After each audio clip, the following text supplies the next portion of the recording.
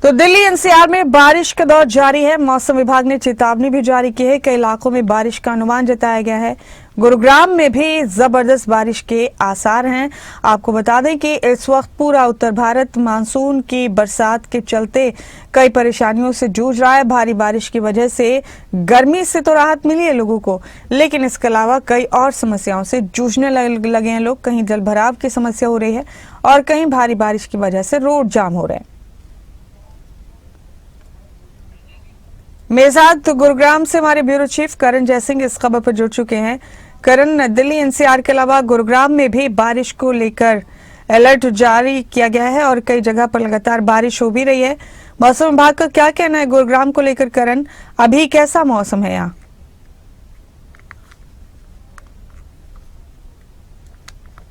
बिल्कुल, देखिए मुमताज, पूरे उत्तर भारत में मानसून जो है वो अपनी दस्तक दे चुका है और पूरे उत्तर भारत में अलग अलग जगह जो बारिश है वो होती हुई नजर आ रही है।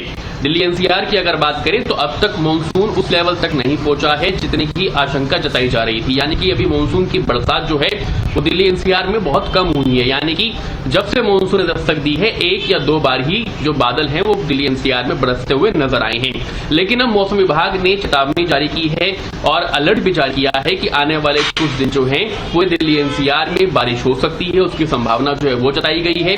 कई इलाकों में हल्की बारिश की संभावना है, कई इलाकों में मध्यम से भारी बारिश की जो अलर्ट है वो जारी किया गया है। और मौसम विभाग का ये कहना है कि आने वाले कुछ दिन यानी कि 30 तारीख के बाद से और ज्यादा मानसून जो है वो एक्टिव हो जाएगा और उसके बाद जो बारिश है वो पूरे दिल्ली एनसीआर में देखने को मिलेगी। अभी 2 दिन की बात करें, इस 2 दिन भी मौसम विभाग ने अलर्ट जारी किया है कि अगले 2 दिन तक इसी तरह से आसमान में बादल जो है वो छाए रह सकते हैं और अलग अलग जगह बारिश जो है वो हो सकती है।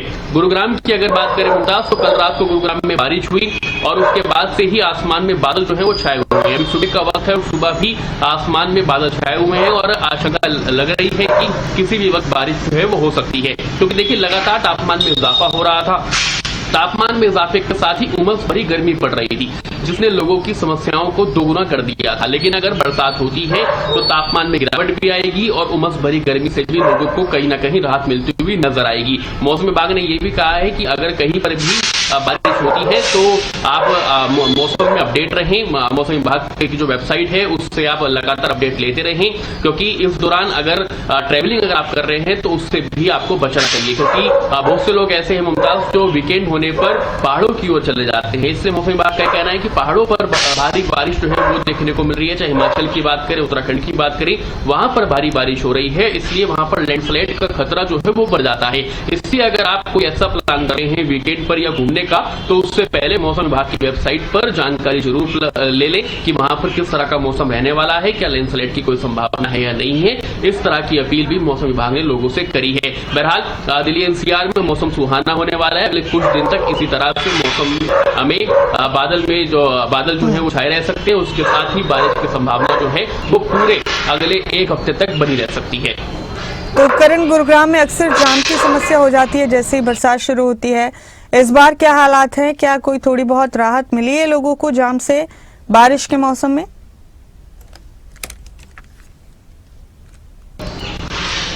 बिल्कुल ठीक कहा मुमताज आपने कि इसमें कोई दो राय नहीं है। गुरुग्राम में जब भी बारिश होती है तो जाम के साथ साथ जलभराव की समस्या भी होती है, या आप कह सकते हैं कि दोनों ही समस्या गुरुग्राम वासियों के सामने आती है, क्योंकि पहले जलभराव होता है और जलभराव के बाद लंबा लंबा जाम जो है वो गुरुग्राम की सड़कों पर देखने को मिलता है। सिर्फ हाईवे पर ही नहीं बल्कि जो शहर की अंदरूनी सड़कें हैं वहां पर भी भयंकर जलभराव के साथ जाम की स्थिति जो है वो उत्पन्न हो जाती है। हालांकि इस बार नगर निगम ने ये दावा किया है कि हमने तैयारियां कर रखी हैं, अगर कहीं पर भी जलभराव होता है तो वहां से जल्द निकासी करने का काम जो है वो किया जाएगा। एक्सटर्नल पंप लगाने का काम किया गया है, अधिकारियों की ड्यूटी लगाई गई है, ड्रेनेज सिस्टम को मजबूत किया गया है, क्योंकि बहुत सारी ट्रेन ऐसी थी जो कनेक्टेड नहीं थी, उनको कनेक्शन देने का काम किया है ताकि जल निकासी जो है वो जल्द से जल्द हो सके। इसके साथ ही जाम की अगर बात करें मुमताज, तो ट्रैफिक पुलिस ने कमर कस रखी है। हम अक्सर देखते हैं जब भी बरसात होती है तो हाईवे से लेकर अलग अलग सड़कों पर ट्रैफिक पुलिस के जो जवान हैं वो तैनात होते हुए नजर आते हैं और उनकी कोशिश यही रहती है कि कहीं पर भी जाम ना लगे। लेकिन एक समय ऐसा होता है मुमताज, जो पीक आवर्स होते हैं, चाहे सुबह की बात करें या शाम की बात करें, सुबह 8 बजे से लेकर 10 बजे तक और शाम को 5 बजे से लेकर 8 बजे तक, ये वो ऐसे पीक आवर्स होते हैं कि जब लोग दिल्ली से गुरुग्राम नौकरी करने के लिए आते हैं, और बहुत सारे लोग ऐसे हैं तो जो गुरुग्राम से दिल्ली भी जाते हैं अपने काम के लिए। तो ऐसे में ये पीक आवर्स में जाम की समस्या जो है वो दोगुनी हो जाती है। अगर जलभराव होता है तो लोगों को लंबा जाम में फंसना पड़ता है, कई किलोमीटर लंबा जाम लग जाता है, क्योंकि दिल्ली जयपुर एक्सप्रेसवे से जो कनेक्टिविटी है वहां पर भीषण जाम की समस्या जो है वो देखने को मिलती है। हालांकि गुरुग्राम पुलिस का दावा है कि हमने तमाम इंतजाम जो है वो कर रखे हैं। बारिश के दौरान अलग से जो जवानों की तैनाती है वो की जाती है, ताकि हाईवे पर उनकी तैनाती कर कहीं पर भी अगर कोई व्हीकल खराब हो जाता है तो क्रेन की मदद से उस व्हीकल को वहां से हटाने का काम किया जाए एक्सप्रेसवे से। उसके साथ ही जाम को खुलवाने का काम भी ये जवान करते हुए नजर आए। तो ये देखने वाली बात है कि अगर तेज बारिश होती है तो क्या गुरुग्राम में उसी तरह से जो तस्वीर बनती हुई नजर आती है हर बार जाम की और जलभराव की, क्या इस बार भी देखने को मिलेगी, यह देखने वाली बात होगी। अगर मैं अभी की बात करूं मुमताज, तो बीते दिनों जो बारिश हुई थी उसमें एक दिन ऐसा था जिसमें बहुत तेज बारिश हुई थी, तो गुरुग्राम की सड़कें एक बार फिर से जलमग्न हो गई थी और जाम की समस्या तब देखने को मिली थी। ये बीते 15 दिन पुरानी बात मैं बता रहा हूं। लेकिन अगर अब बारिश होती है तो अब किस तरह की स्थिति उत्पन्न होगी, ये देखने वाली बात है। जी, बहुत शुक्रिया करण आपका, मेरे साथ जुड़े, आप इस खबर पर तमाम जानकारी आपने साझा की, बहुत बहुत शुक्रिया।